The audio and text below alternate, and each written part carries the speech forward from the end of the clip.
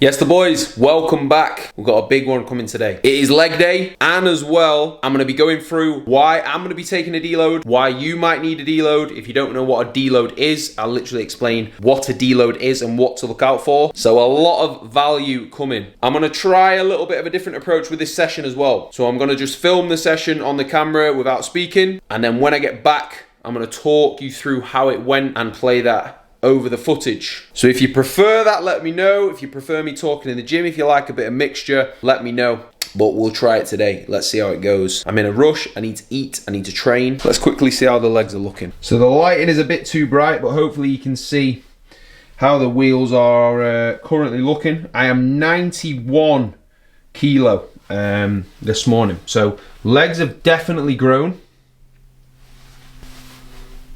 We've still got a good few lines going on there, so I'm happy with how they're grown, to be fair. And the reason why I'm gonna be taking a deload is because, number one, I am feeling a little bit smashed. I think I've got one more session in me, and then I've been dying a bit this week, but I can get through that today. And I'm gonna be starting, what is it today? It's Wednesday today. I'm gonna be starting a mini diet on Monday. So I wanna be fresh for that, and I'll explain why I'm doing that in the next video, which is very, very exciting. So stay tuned, because that one's big. So yeah, today is all about the deloads and legs, and let's get them drilled. Finesse things a little bit. So for the pre, we've got the oats. We've gone for a nice Cougar and AJ leg day, as it is legs today. So that's usually what I like to do. So let's get it down, us. And then I'll be off to the gym, and I'll be talking about how it went when I get back. So hopefully it went well. Right, boys, welcome to the commentary of the leg day. So this was an unreal session. Absolutely smashed it.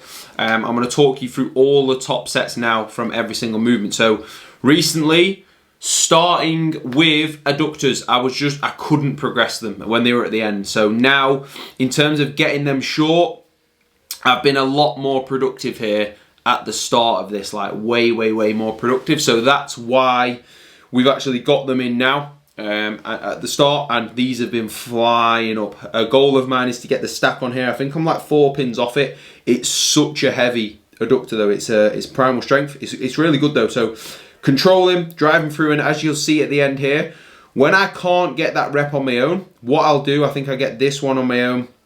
And I think then I'll give myself a little bit of a touch just to get that last rep, and I'll record that as a +1. So make sure you're taking it there on your adductors, boys. It's going to make your legs look a lot bigger.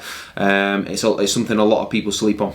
So yeah, that was adductors. I progressed that, and I progressed my back off as well. Then we move on to lying leg curl. So the reason I've got lying leg curl in is because I have an RDL on my Saturday session. So that's obviously challenging the hamstrings in that lengthened range. This is going to be challenging the hamstrings in that shortened range. So that is why we've got this in. So all I'm thinking about here, as you can see, controlling those eccentrics, trying to have a slight little pause, and then I'm driving through. So as long as I don't use any momentum there, I don't mind if my hips rise up a little bit at the very top. I'm just really making sure I'm getting my hamstrings short, and I've got a 5 on the stack. I think this was like, that is heavy. I never ever thought I remember thinking like half of this stack was heavy, and form was nowhere near what it is now in terms of control. So control those eccentrics, pause.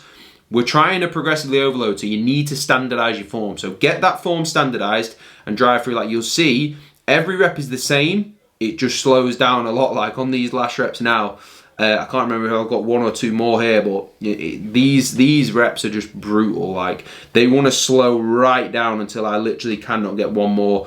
But like that one, if I went again, I'm gonna bring a lot of momentum into play, and that's not what I want to do. So that's hamstrings nailed, that's adductors nailed. Then I'm moving on to quads. So as you can see, I've got the pads at the bottom there, just because I can get into that fully lengthened range then, and I'm using my straps to keep my hips and my bum down into that pad, because it is a lot of load there. I've got, I think it's 20 kilos and a 2.5 as well, and I need to get that gym pin, because look at the state of that stack there.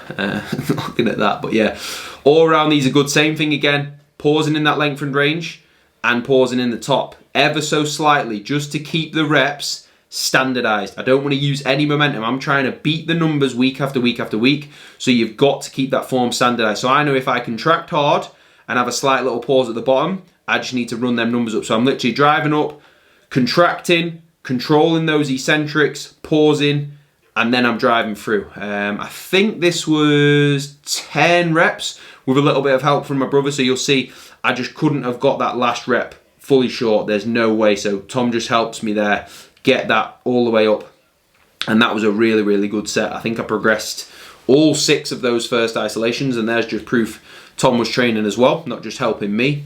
So both getting them absolutely nailed, and it's nice to have that little bit of a touch when you need it there, especially with legs, just when it's brutal. So on to a big PR. This was 4 20 plates and a 5 kilo. I think I got 9 reps. I think I needed 9, so I'll actually be moving up next week. This rep range is 6 to 9, this first rep range. So very, very happy with this. This felt, honestly, this was brutal. This was so brutal. I think, especially when you know you're filming it for something, you're like, right, I cannot bottle this now because it'll get on my nerves when I've not progressed anything that session in terms of the bigger movement. So yeah, this was 9 reps. The main thing I'm trying to do is not take too long at the top, making sure I just stay in complete control. I think I could slow down a little bit on those eccentrics, but they felt really, really good. I'm making sure, you know, I'm not just bouncing out of that hole, and I'm actually, you know, my quads after this set straight away were on absolute fire, and I'm nice and warm as well to take it there because I've done them isolations before, so I always feel nice and safe with that heavy load. But that last rep was a good bit of a grinder there, which we love to see, and that was a very, very good set. So yeah, I was flying. The second set on there was a continuous back off. You'll see Tom give me some imaginary smelling salts there, and it actually worked. The placebo of them fake smelling salts, the air salts. As you can see, boys, I'm keeping my reps continuous. So again, we want to standardize form. I take the piss at the top when I don't do this. I just do it and try and take the set stupidly far. So when I actually keep continuous like this, the main thing is you have to control those eccentrics to be able to get your breath and brace by the time you get to the bottom. So don't hold your breath. Have your eccentrics slow enough to get your breath, hit full depth, and then drive up. So as you can see, this just looks like a nice clean set of leg press. And my quads, the past probably 6 weeks I've been doing this, they have been toasted, especially by the time I get to this point.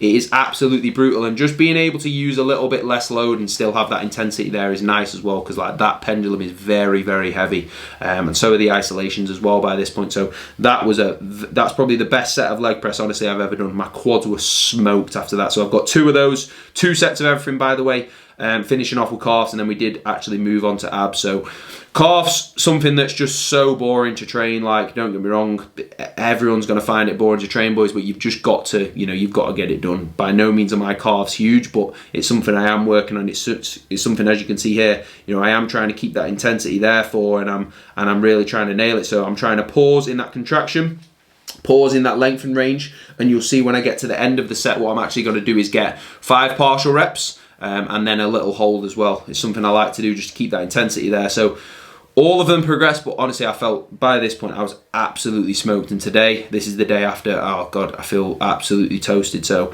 I've got 4 days completely away from training now. Get super fresh, ready for that new phase. I hate doing it, but it is needed, because if I was training today or tomorrow, I do not think that quality would be good. So unreal leg day.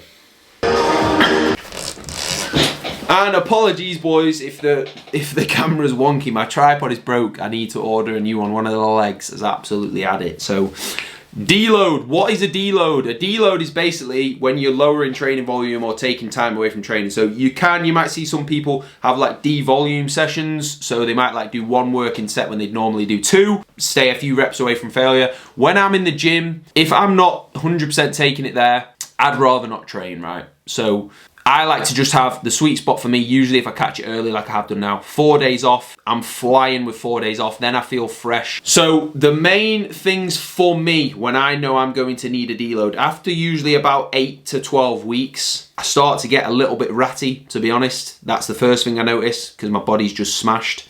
I've got a shorter temper, and I think that's just because my body's like, Luke, what is going on? I've had a migraine 3 days in a row. 3 days in a row. Monday, Tuesday, Wednesday, migraine, which is not good. I had a migraine after that leg session yesterday. which is why I'm filming this today, because I was smoked. So that's not good. And then for me, I know as soon as that, because my sessions are so hard, I love that. But as soon as that motivation to train dips a little bit and those other things are there, I'm like, right. Because I'm pretty good now at catching it early, I never really let performance suffer. Like I know if their movements start to stall, because everything's on point, then I need to pull back. So a few things to think about for you. If your numbers are just stalling and you feel smoked in the gym, you've just not got that next gear, and you've been training hard for like 10 weeks, you might need a deload. And you don't need a deload if you don't train hard. If you don't train hard, you can do that all year. You can train 5 times a week all year. If you are genuinely pushing it and progressing, at a point you're gonna have to pull back to then push further. You're just gonna have to. That's the performance side. Things like you notice yourself getting moodier, energy levels are just completely down, you feel yourself getting run down a little bit, that motivation to train has massively come down, something that I notice with clients a lot, and I'm saying, look, the last time we had a deload was 12 weeks, we need to pull back. You know, I'll do that with a lot. You know, a lot of clients, when they come to me, they haven't had deloads before, so it's like, oh, coach is telling me to have time off the gym. It doesn't sound right to a lot of people, but when that intensity has built up and up and up, and I know they're training hard, I have to pull them back. So yeah, it's got to be done, boys. So don't feel like it's a lazy thing to do. Like, don't get me wrong, just being lazy and not going to the gym isn't a deload. A deload is scheduled in when you need it. Like, I want to train, I would love to just train all the time, but it is not going to be beneficial for me to do that. Recovery is so important. If your sleep is a little bit off, that can be a sign. There's a lot of things, boys. So I would recommend anywhere from 3 to 5 days completely away from training.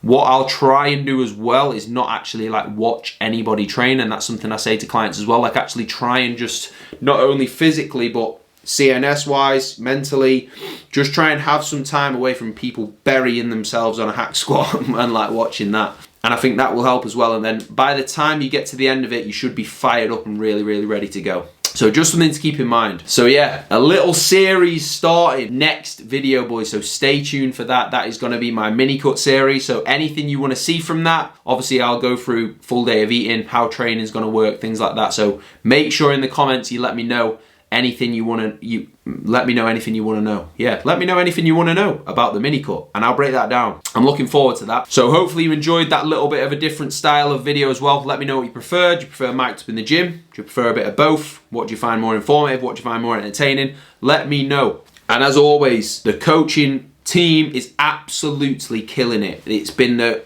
best couple of months ever in terms of everyone nailing it. I do have a few spaces available, but they are filling up fast now. So if you are interested, get in touch with me ASAP. We can jump on a call. You will have this background and you will have me sat directly here. We can just have a chat about your goals and what you're trying to do, and I can explain obviously how the service works. So get in touch with me as soon as you can. Links are in my TikTok, Instagram bio, Lukewhitneycoach, and make sure you give me a follow there as well, because I'm posting on both daily. And obviously make sure you're subscribed here and give it a like. I really, really appreciate it if you are watching the videos. And like I said, let me know anything you want to see in this next series now, so stay tuned for that. At least one video a week are coming, boys. Thank you for watching. I'll see you in the next one.